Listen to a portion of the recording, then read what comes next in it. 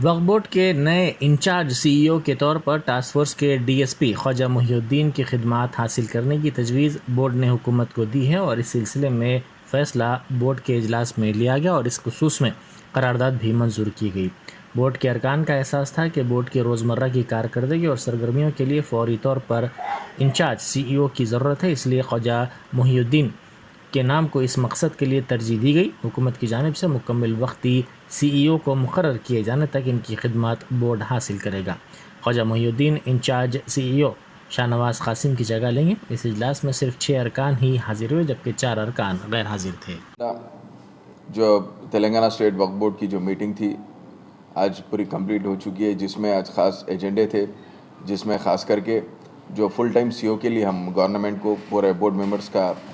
فیصلہ تھا کہ فل ٹائم سی او کے لیے ریکمینڈ کرنے کے لیے، تو یہاں سے ہم گورنمنٹ کو ایک اپیل کر دیے ہیں، لکھ کے بھیج دیے کہ ہمارے پاس جو گزشتہ